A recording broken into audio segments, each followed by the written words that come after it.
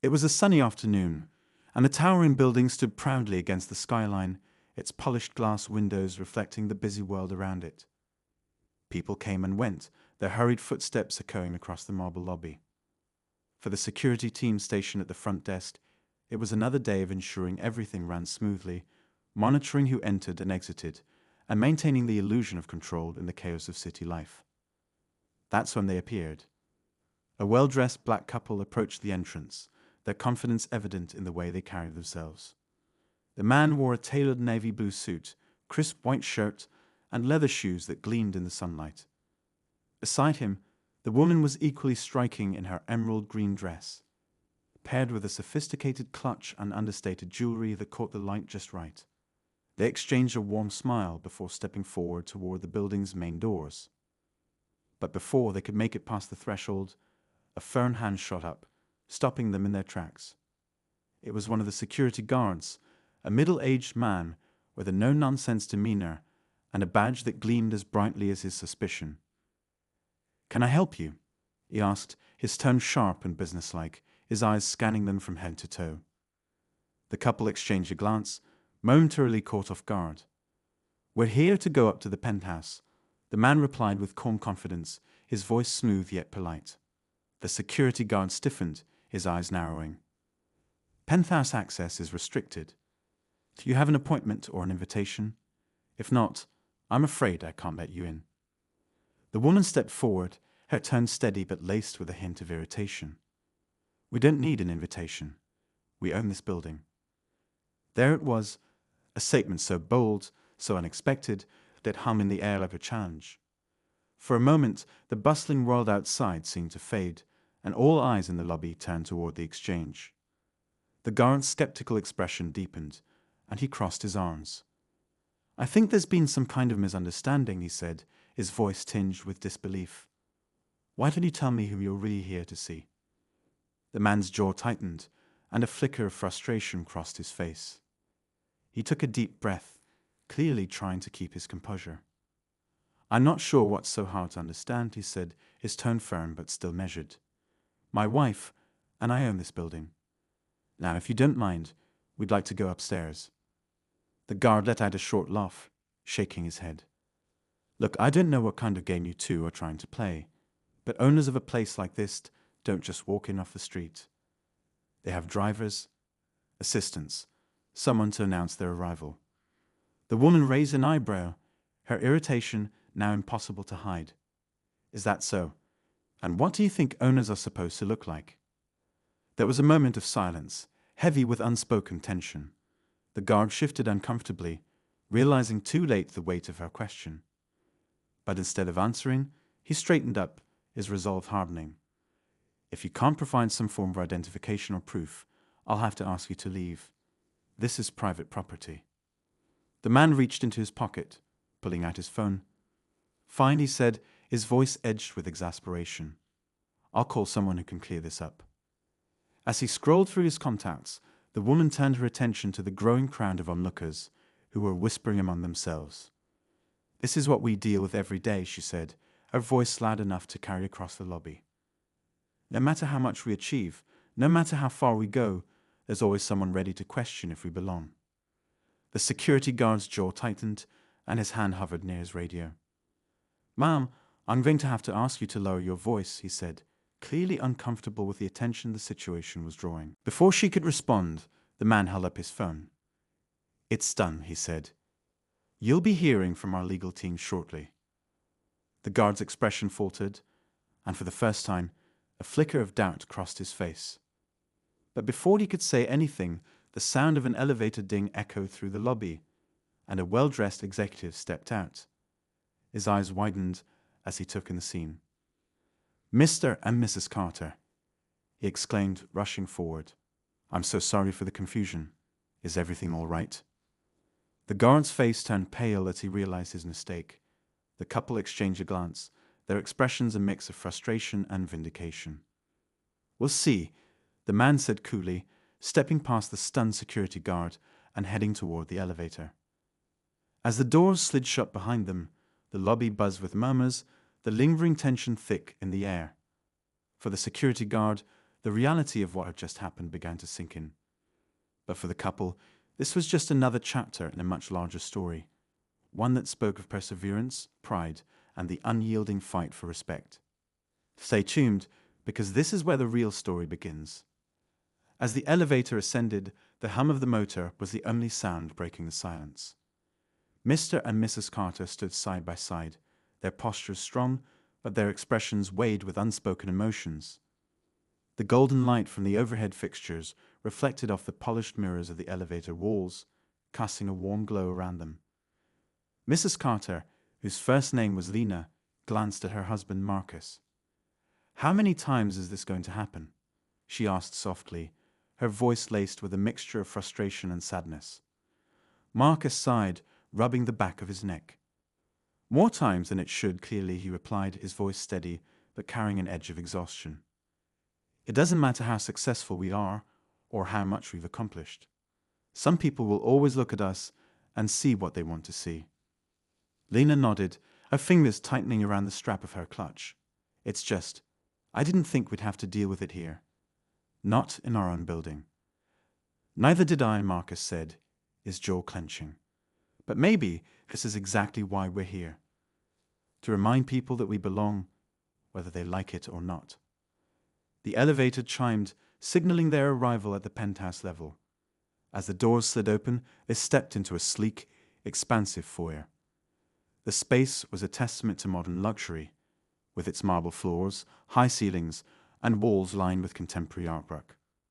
Floor-to-ceiling windows offered a breathtaking view of the city below, the skyline glittering like a sea of stars. Lena walked toward the windows, her heels clicking softly against the floor. She paused to take in the view, a reflection faintly visible against the glass. "It's beautiful up here," she murmured, though her tone carried a heaviness that suggested her thoughts were elsewhere. Marcus joined her, placing a hand gently on her shoulder. "It is," he agreed, though his gaze wasn't on the view. "And it's ours. That's what matters." Lena turned to face him, her expression softening. "I know, but it still hurts, Marcus. Every time something like this happens, it's like being reminded that no matter how far we've come, there are people out there who think we don't deserve it." Marcus nodded, his dark eyes filled with understanding. "It does hurt," he admitted. "But we can't let it define us.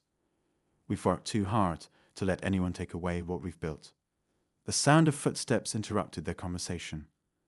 A man in his late 40s entered the room, his tailored suit and polished demeanor giving him the air of someone who was used to handling delicate situations.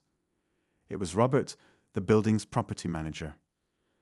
"Mr. and Mrs. Carter," he said, his voice apologetic as he approached them.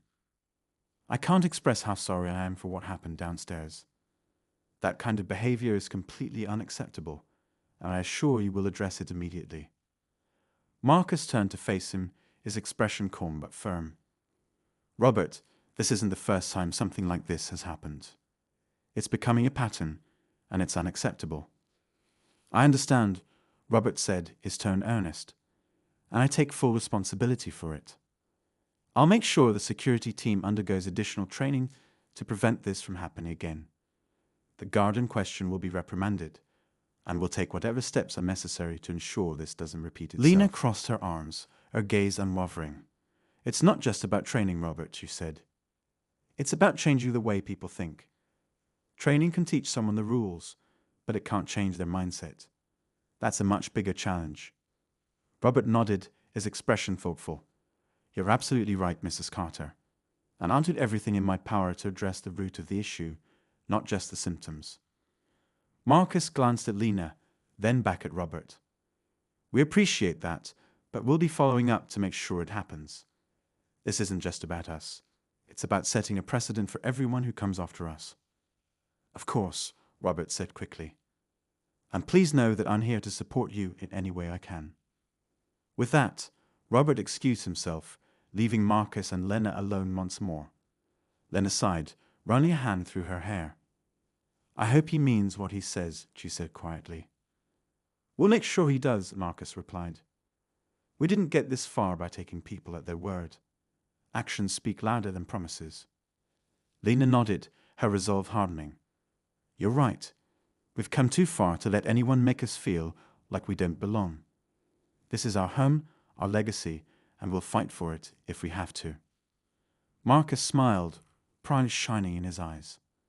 That's the Lena I know and love. She smiled back, the tension in her shoulders easing slightly. And that's the Marcus who keeps me going. The two shared a moment of quiet understanding, the weight of their shared experiences forging an unbreakable bond. Despite the challenges they faced, they knew they were stronger together, and that their story was far from over. As they moved deeper into the penthouse, the city lights continued to twinkle outside, a silent reminder of the world beyond their sanctuary. There were battles yet to be fought, hurdles yet to be overcome. But for now, they found solace in each other and in the knowledge that they had earned their place, not just in the building, but in the world. The next morning, sunlight streamed through the massive windows of the penthouse, bathing the sleek interior in a golden glow.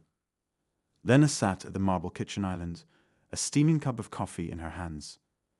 She stared out at the city below, her mind restless despite the tranquility of the moment. Marcus walked into the room, his tie loosely hanging around his neck as he adjusted his cuffs. "You've been quiet all morning," he said gently, leaning on the counter across from her. "Still thinking about yesterday?" Lena nodded, her fingers tracing the rim of her cup. "I can't stop thinking about the look on that security guard's face. The disbelief, the way he assumed we didn't belong. It's not just about him, Marcus. It's about everything that led to that moment." Marcus sighed, leaning back against the counter. "I know. It's exhausting having to prove ourselves over and over again. But that's exactly why we keep pushing forward. To break down those barriers, to show people what's possible." Lena looked up at him, her expression conflicted. "Do you ever wonder if it's worth it? All the effort, all the fighting. Sometimes it feels like no matter what we do, it's never enough." Marcus walked around the counter and placed a hand on her shoulder, his touch grounding. "It's worth it," he said firmly. "For us, for the people who look up to us, for the ones who'll come after us. We're not just building a business, Lena. We're building a legacy." She smiled faintly, his words bringing a small measure of comfort. "You always know what to say," she said softly. Before Marcus could respond, his phone buzzed on the counter. He picked it up, his brow furrowing as he read the message. "It's Robert," he said. "He wants to meet with us downstairs. Says there's something we need to see." Lena set her cup down, her curiosity piqued. What could it be this time? "I'm not sure," Marcus replied, already heading for the door. "But let's find out." Minutes later, they stepped into the lobby, the familiar space now feeling slightly different after the events of the previous day. Robert stood near the reception desk, his expression tense as he gestured for them to join him. "Thank you for coming down," he said, his voice low. "I thought it was important for you to see this." He led them to a small office behind the main desk, where a large monitor displayed footage from the building's security cameras. Robert clicked on a specific file, and the screen filled with grainy footage of the previous day's incident. Lena and Marcus watched as the security guard confronted them, his dismissive body language clear even without sound. But what caught Lena's attention wasn't the guard. It was the group of people in the background. Several tenants stood nearby, their faces a mixture of curiosity, discomfort, and something else she couldn't quite place. "Why are you showing us this?" Marcus asked, his tone cautious. Robert paused the video and turned to face them. "Because after you went upstairs, some of the tenants approached me. They had concerns about who you are." Lena's eyes narrowed. "Concerns? What kind of concerns?" Robert hesitated, clearly uncomfortable. "Some of them didn't realize you were the new owners. They assumed you were visitors or something else. And when they found out, let's just say not everyone was thrilled." Marcus crossed his arms, his expression darkening. "Not thrilled? Are you saying there are people in this building who have a problem with us owning it?" Robert sighed, running a hand through his hair. "I'm not saying it's everyone, but there are a few who made comments. Nothing overt, but enough to make me think it's something we need to address." Lena's heart sank, the weight of the situation pressing down on her. "So, what do we do now?" she asked, her voice quieter than she intended. Marcus spoke before Robert could respond. "We confront it head on. If there are people here who have a problem with us, we're not going to hide or tiptoe around them. This is our building, and we're going to make that clear." Robert nodded, his respect for Marcus evident. "I'll set up a meeting with the tenants," he said. "We can use the common area to address everyone at once." "Good," Marcus said firmly. "The sooner, the better." As they left the office, Lena couldn't shake the unease settling in her chest. It wasn't just about the tenants or the security guard. It was about the larger picture, the systemic issues that seemed impossible to escape. She glanced at Marcus, his determined stride a stark contrast to the storm of emotions swirling inside her. Later that evening, as they sat together in the penthouse, Lena voiced the question that had been weighing on her all day. "What if this doesn't work, Marcus? What if no matter what we say or do, they still see us as outsiders?" Marcus reached for her hand, his grip steady and reassuring. "Then we keep going," he said simply. "Because the only way to change the narrative is to keep telling our story, louder, stronger, and unapologetically." Lena looked at him, her resolve slowly returning. "You're right," she said. "We've come too far to back down now." The city lights shimmered outside, a silent witness to their unwavering determination. They didn't know what the meeting would bring, but they knew one thing for certain: their story was far from over. The common area buzzed with murmurs as tenants began to gather, their conversations a mix of curiosity, confusion, and subtle tension. The sleek lounge, with its modern furniture and ambient lighting, usually served as a space for relaxation. Tonight, it felt different, charged with an unspoken energy that hung thick in the air. Marcus and Lena entered the room together, their presence immediately commanding attention. Marcus wore a tailored suit, his confident stride unwavering, while Lena's emerald green blouse and black slacks exuded both elegance and strength. As they walked to the front of the room, the murmurs died down, replaced by a heavy silence. Robert stood off to the side, his expression serious as he glanced between the couple and the tenants. He had done his part, sending out notices and encouraging everyone to attend, but even he seemed unsure of how the evening would unfold. Marcus cleared his throat, his voice cutting through the silence. "Good evening, everyone. Thank you for taking the time to be here tonight." He glanced at Lena, who gave him a small nod of encouragement before he continued. "We wanted to take this opportunity to introduce ourselves formally and address any questions or concerns you might have." Lena stepped forward, her gaze sweeping over the room. "For those of you who don't know my husband, and I recently purchased this building. We've always believed in the importance of investing in communities, and this property represents more than just a business venture to us. It's a part of our vision for creating spaces where people can feel at home." The room remained silent, the tenants listening intently, but offering no immediate response. Marcus could feel the tension rising, the unspoken doubts and judgments lingering just beneath the surface. One woman, seated near the front, finally raised her hand. She was in her 50s, with a sharp gaze and an air of confidence. "I appreciate you wanting to invest in the community," she began, her tone measured. "But I think what a lot of us are wondering is, what does this mean for us? Are there going to be changes? New rules? Higher costs?" It was a fair question, one that Marcus had anticipated.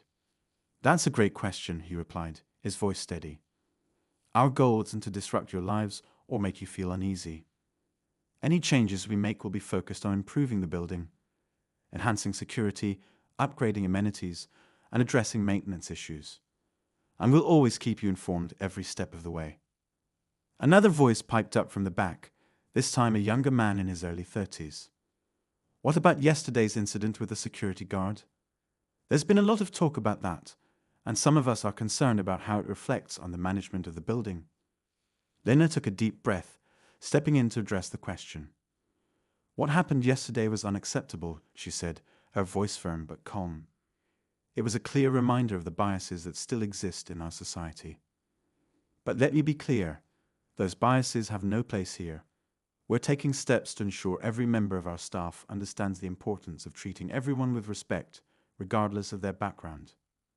A murmur rippled through the room, the tenants exchanging glances. Some nodded in agreement, while others remained skeptical, their arms crossed as they leaned back in their chairs. An older man near the center of the room cleared his throat. His face was lined with years of experience, and his tone carried a weight that demanded attention. "I've lived in this building for over 20 years, he began. "I've seen owners come and go, and not all of them had the tenants' best interest at heart. You say all the right things, but how do we know you'll actually follow through? How do we know this isn't just another empty promise?" The question hung in the air, a challenge that couldn't be ignored. Marcus looked at Lena, their silent exchange filled with understanding. He turned back to the man, his voice resolute. "I respect your concerns," he said, "and I don't expect you to trust us overnight. But I can promise you this, we're here for the long haul. This building isn't just an investment to us, it's personal. And we'll prove our commitment through our actions, not just our words." Lena stepped closer to Marcus, her presence a steadying force. "We understand that trust takes time," she added. "But we hope that over time you'll see that we're here to build something meaningful, not just for ourselves, but for all of you." The room fell silent again, the weight of their words settling over the crowd. For a moment, it seemed like the tension was beginning to ease. But then, a voice from the back shattered the quiet. "Isn't it convenient that you're saying all this now, after what happened yesterday?" The speaker was a middle-aged man with an accusatory tone, his arms crossed tightly over his chest. "It feels like damage control to me. If you really cared, why didn't we know who you were before all this?" Marcus's jaw tightened, but he kept his composure. "We didn't want to make a big announcement because we believed our actions would speak louder than any introduction," he said. "But we realize now that we should have made ourselves known sooner.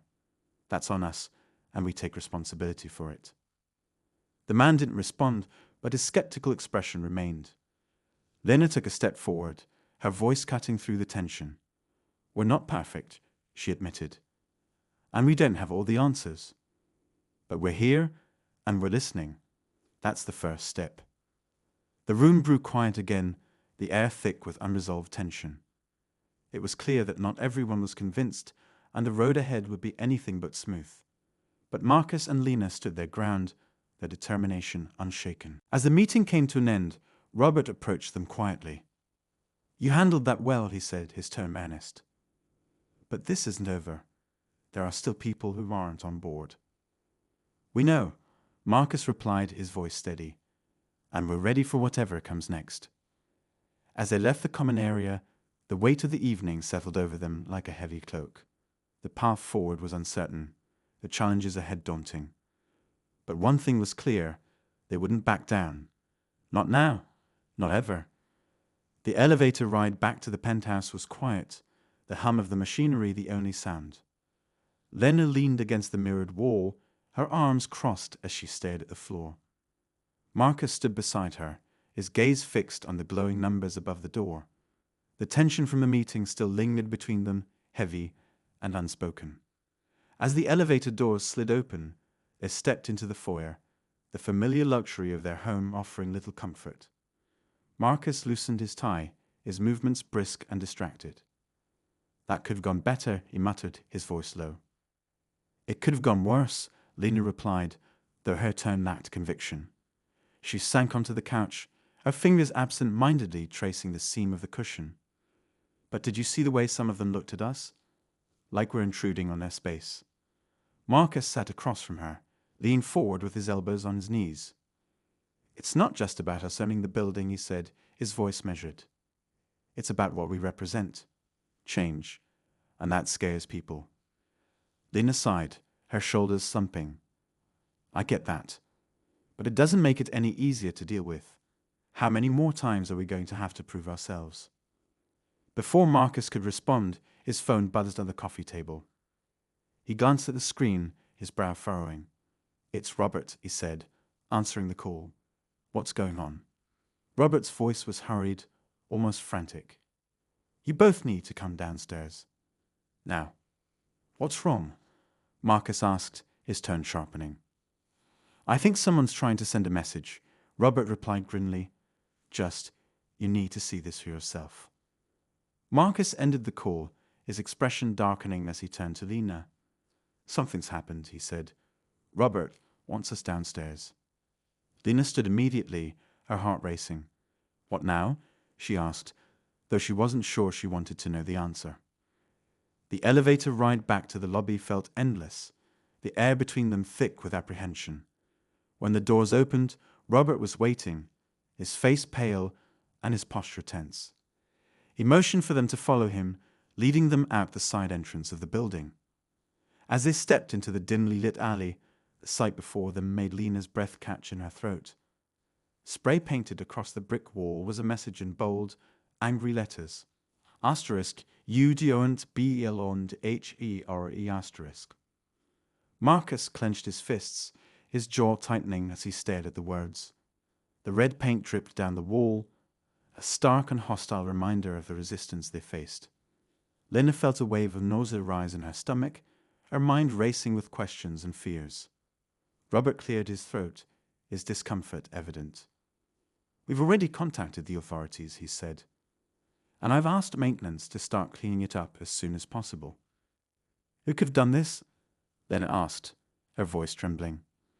Robert hesitated before responding. "It's hard to say," he admitted, "but it's clear someone isn't happy about the changes around here." Marcus turned to face Robert, his eyes blazing. "This isn't just about changes," he said firmly.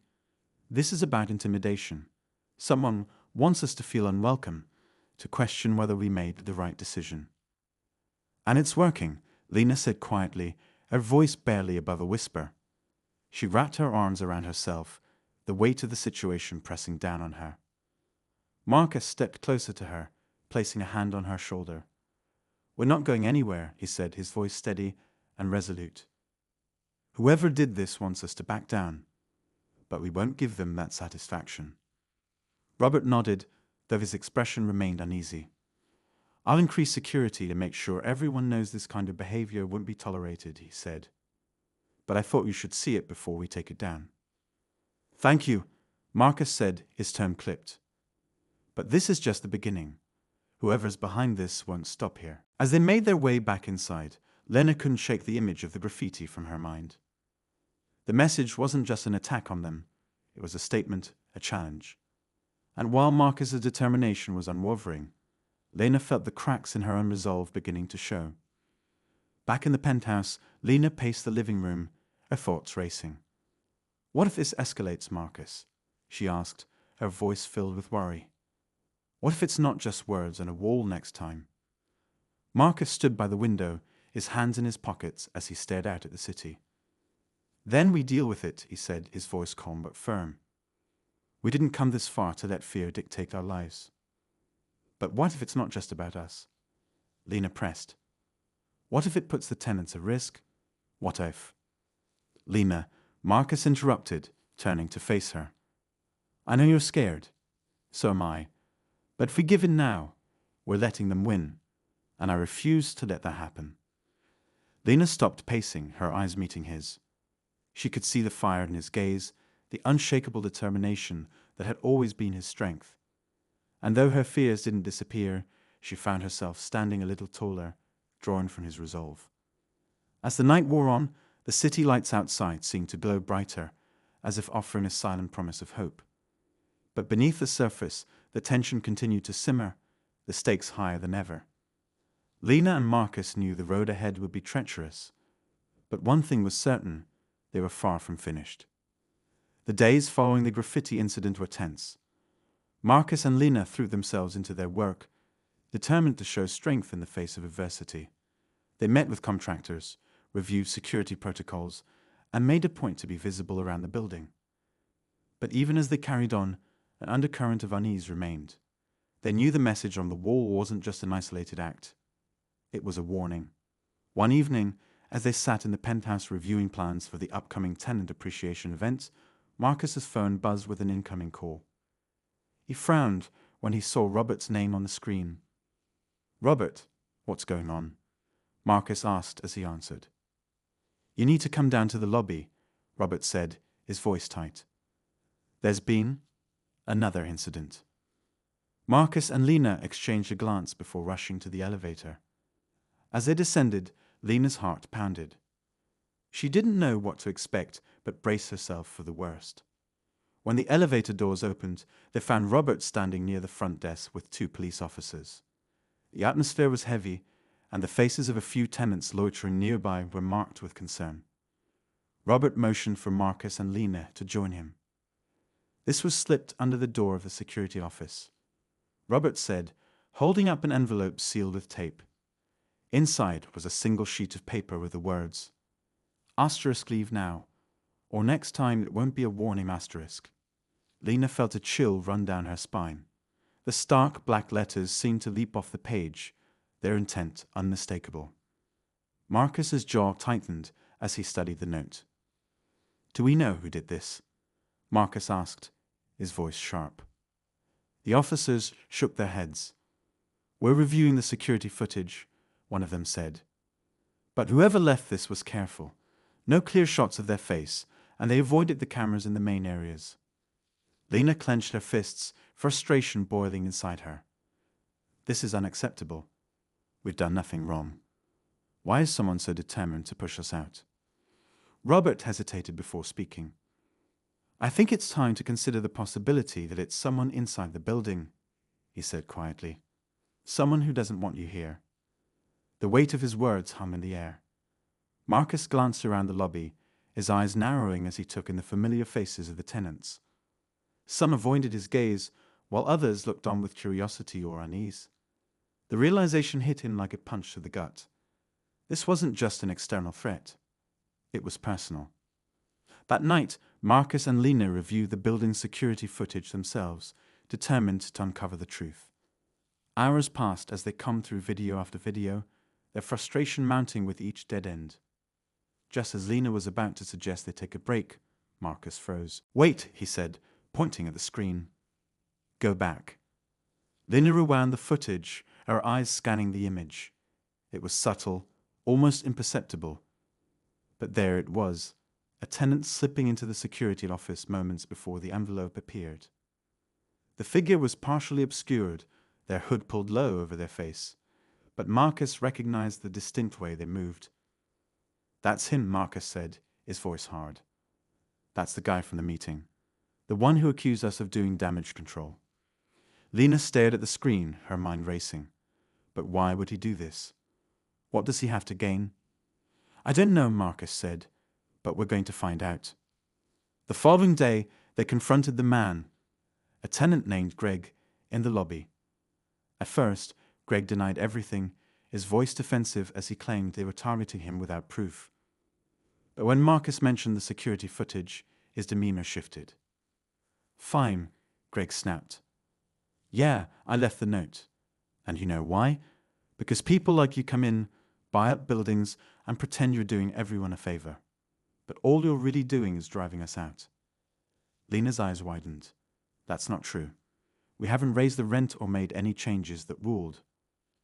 "Not yet," Greg interrupted. "But it's only a matter of time, isn't it? That's how it always goes." Marcus stepped forward, his voice calm but firm. "You don't know anything about us or our intentions. You assumed the worst because of what you've seen happen elsewhere, but we're not like that. This building is our home now too. We want it to thrive, not just for us, but for everyone here." Greg hesitated, his anger wavering as he processed Marcus's words. For a moment, it seemed like he might soften, but then he shook his head. "Maybe you believe that," he said quietly, "but people like me don't have the luxury of trusting people like you." With that, Greg turned and walked away, leaving Marcus and Lena standing in the lobby. The confrontation left them both shaken, the weight of the situation settling heavily on their shoulders. That evening, as they sat together in the penthouse, Lena spoke what they were both thinking. "This isn't just about us owning the building," she said. "It's about years of distrust, fear, and resentment. We can't fix that overnight." "No," Marcus agreed, "but we can start. And we will." The tenant appreciation event went ahead as planned a few days later, and despite the tension, it turned out to be a turning point. Marcus and Lena made a point to connect with as many tenants as possible, listening to their concerns and sharing their vision for the building. Slowly but surely, the walls began to come down. But just when it seemed like things were beginning to settle, Robert approached them with a new piece of information. "We've finally got a clear image of someone tampering with the cameras," he said, handing them a printout. Lena's breath caught as she recognized the face. It wasn't Greg. The realization hit her like a thunderbolt. The true instigator was still out there, and they were more cunning than anyone had anticipated. As she exchanged a glance with Marcus, the unspoken question hung in the air. Asterisk, what's their next move? Asterisk. The battle wasn't over. In many ways, it was just beginning.